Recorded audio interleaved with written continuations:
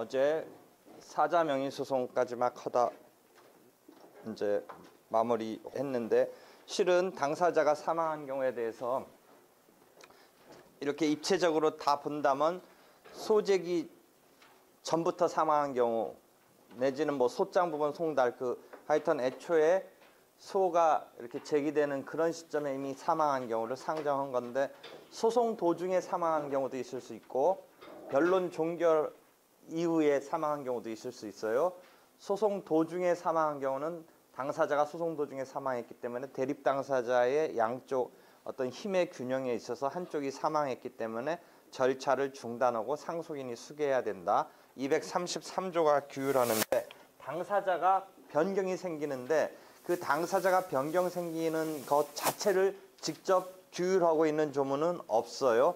절차의 중단과 수개를 통해서 절차적인 측면에서 233조 이하가 규율하고 있는 건데, 그것을 당사자 측면에서 보면 당사자의 변경이 일어나는 거죠. 당연승계라고 우리가 부르는, 내지는 포괄승계라고 부르는 그런 측면에 당사자의 변경이 일어나는 거죠. 그러니까 233조 이하는 그것을 간접적으로 뒷받침하는 조문이죠. 당사자의 변경이 일어나는 것을 간접적으로 뒷받침해주는 조문으로서 233조와 그 다음에 소송 대리인이 만약 그 사망자 측에 있다면 238조에 중단시키지 아니한 채 진행할 수 있는 이런 등등의 조문이 소송 도중에 당사자가 사망한 때 발생하는 상황이지요. 그 다음에 변론 종결 시점 이후에 당사자가 사망했다.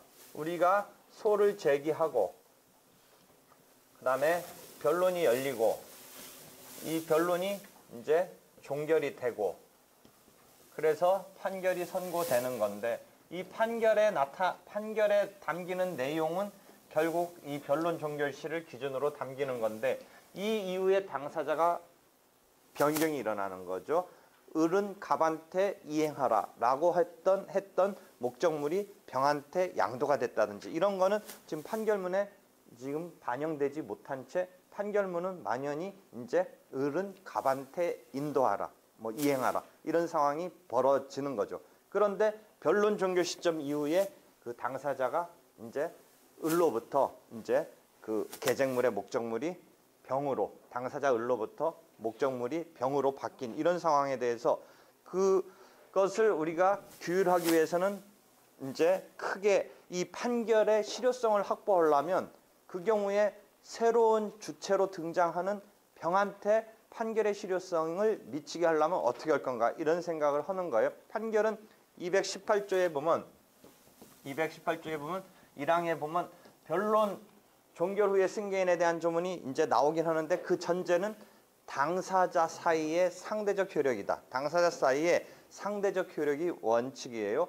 그것은 어제도 우리가 계속 얘기했지만 이 변론에서 당사자가 펼치는 주장에 따라서 자기 책임으로서 판결을 받는 거니까, 그 주장을 펼친 과정에 있어서 등장하지 않았던 이제 병이라는 사람에 대해서 이걸 어떻게 할 건가.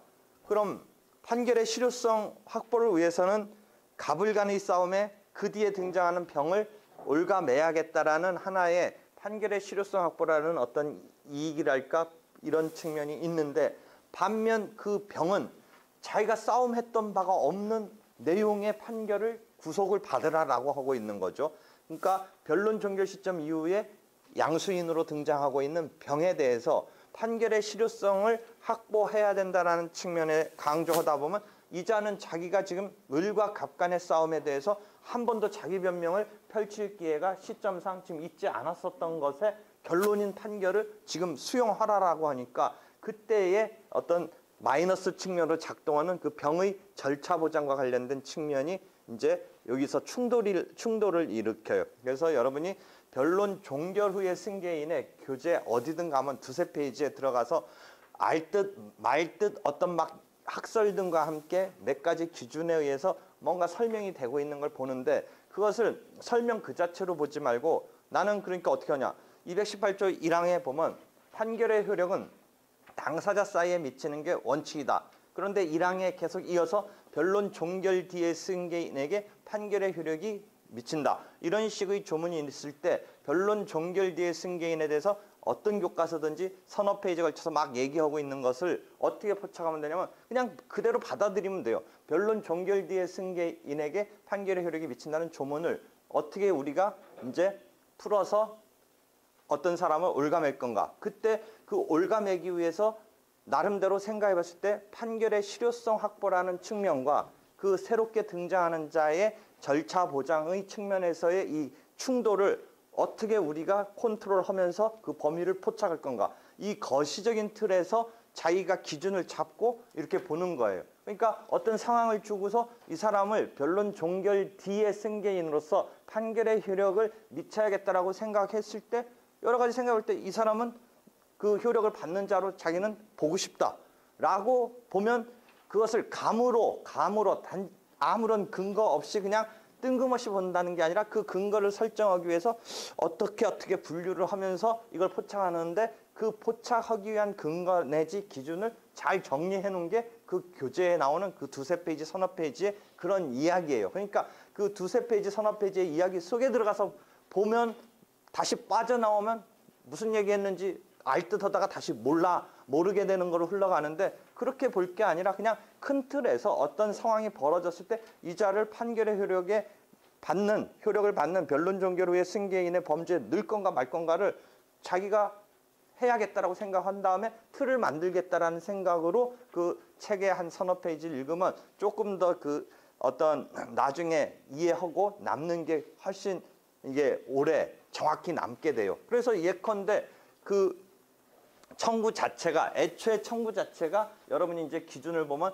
뭐 물권적 청구권이냐 채권적 청구권이냐 갖고 한번 생각을 해보는 거예요. 물권적 청구권이면 대세적인 어떤 효력이 있다라고 일반적으로 보고 채권에 불과한 거면 대인적인 효력에 불과한 거니까 만약에 애초에 청구가 물권적 청구권이었다면 널리 제3자를 변론 종결 후에 승계인에 포착하기에 쉬울 것 같고 만약에 그게 채권적인 청구에 불과한다라면 그걸 좁게 볼 수밖에 없는 거죠. 그래서 우리가 어떤 물건을 갖다가 빌려줬다가 임대기간이 끝나서 찾아오려는 상황을 한번 생각해 보세요. 어떤 물건을 빌려줬다가 임대차가 끝나서 주인의 입장에서 찾아오려는 때 그 청구의 구성을 구소송물 이론적으로 본다면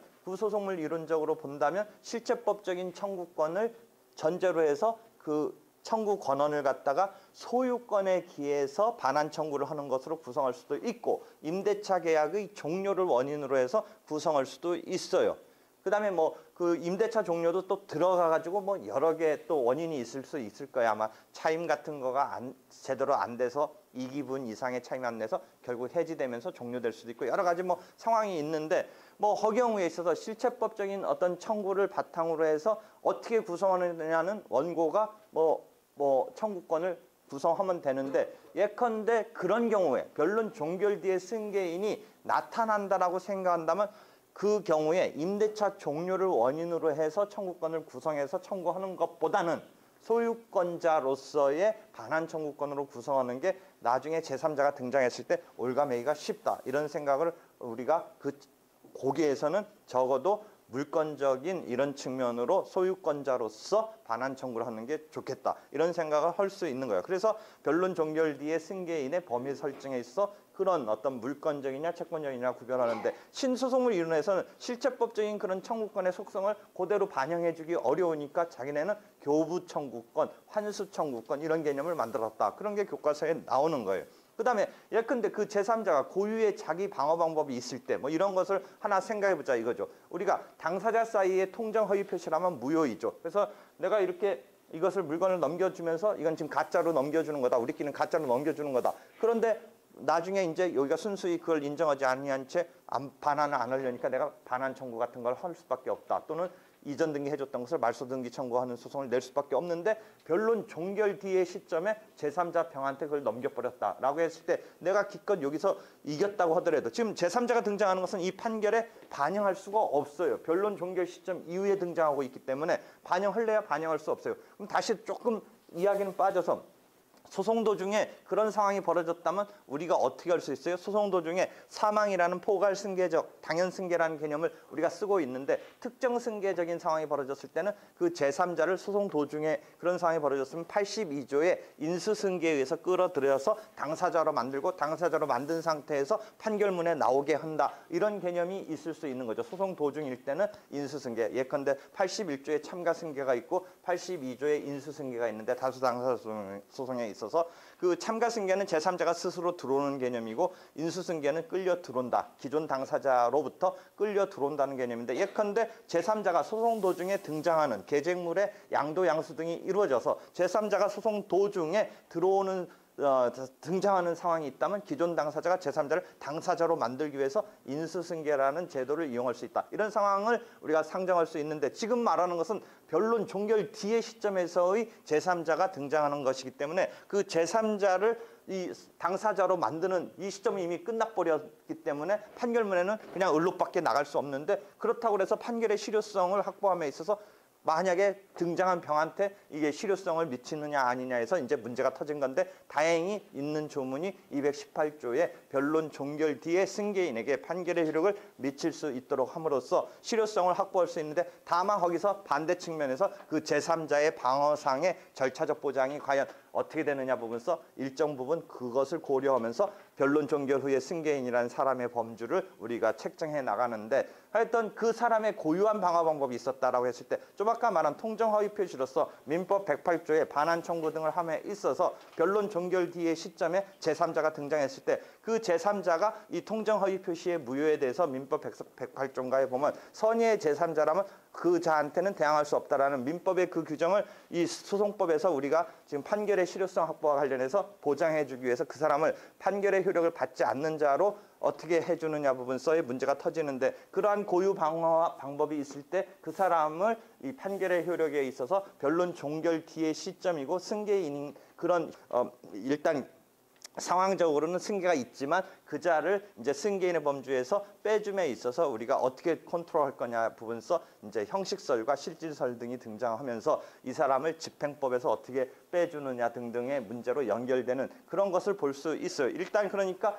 변론 종결 후에 승계인이라고 원고가 주장하면서 피고의 의뢰에 대해서 병한테 집행을 하려면 나중에 강제집행법에서 승계 집행문을 부여받는데 그 점에 있어서의 어떻게 처리하느냐 부분이 그 형식설, 실질설을 둘러싸고 이제 등장하는 개념 등이죠. 그러니까 변론 종결 뒤에 승계인의 범위를 포착함에 있어서도 교과서를 막 이렇게 들어가서 읽지 말고 딱 이 큰 틀을 보고서 생각해 보면 그 이해가 오래 이제 자기화 될 수 있다라는 거죠. 그러니까 판결의 실효성 확보와 그 자체 걸려드는 사람의 절차 보장적인 이 플러스 마이너스적인 충돌적인 이익에서의 어떤 범위에서 어떻게 설정하느냐. 그것을 단순한 감으로 설정할 수는 없으니까 어떤 기준을 제시해가면서 설정하는데 그런 것을 분류해 놓은 것이 교과서의 서너 페이지에 있는 것이다. 이런 이야기를 할 수 있죠. 그럼 다시 정리해 본다면 애초에 소재기 시점 단계에서 사망했다면 그게 사자명의 소송 우리 그런 국면에서 원래는 제대로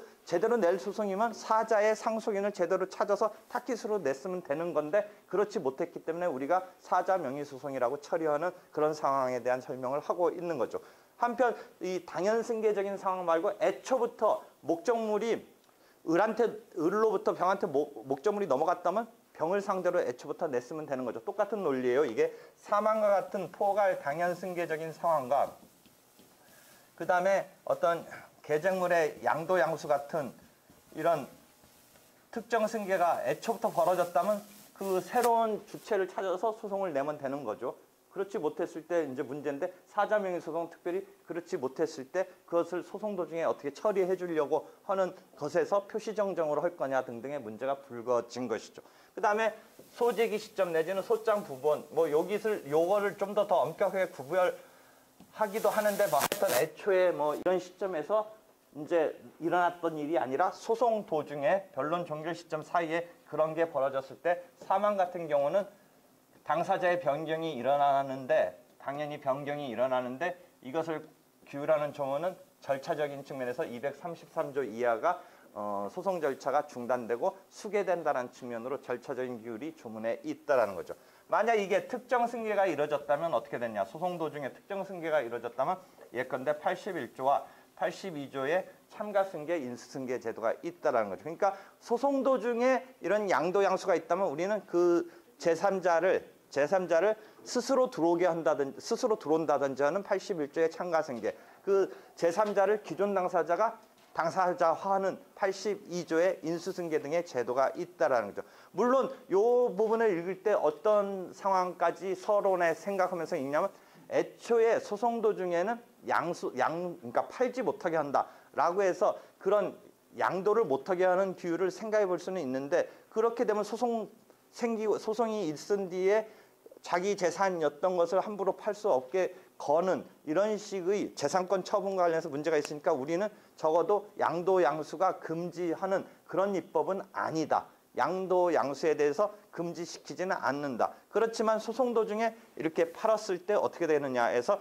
당사자로 만드는 이런 제도를 두고 있다는 거죠. 애초에 그러니까 양도 양수를 금지하고 있지는 않지만 애초에 이런 상황을 걸고 없게 하려면 처분 금지 가처분이나 점유 이전 금지 가처분이나 이런 걸 걸면서 시작해서 양도 양수가 있더라도 나중에 그 실효성 있게 하려는 그런 틀을 보전 처분이라고 해서 우리가 생각해 볼 수는 있죠. 그래서 소송 도중에 하여튼 양도 양수가 있었을 때의 이제 쓰일 수 있는 것은 당사자가 신청해서 그 제3자를 소송의 당사자로 만들기 위해서 인수 신청을 해서 소송 인수 신청을 해서 당사자화해서 그 자가 이 소송에 등장하는 거죠. 뭐 기존 주인이 소송에서 탈퇴하려면 할 수도 있고 아니면 둘이 같이 등장하는 식이 되고 그렇게 둘이 같이 등장했을 때 그 두 사람의 관계를 뭐 어떤 식으로 규율할 거냐는 조금 더 추가적인 분석이 필요한데 하여튼 그런 식의 소송 도중에 있어서는 소송 승계주의에 의한 처리가 되고 그다음에 소송이 마무리된 이후 그 소송에 우리가 보통 마무리라고 할 때는 변론 종결시를 기준으로 그 이후 상황은 판결에 반영할 수 없는 상황에서의 어떤 처리가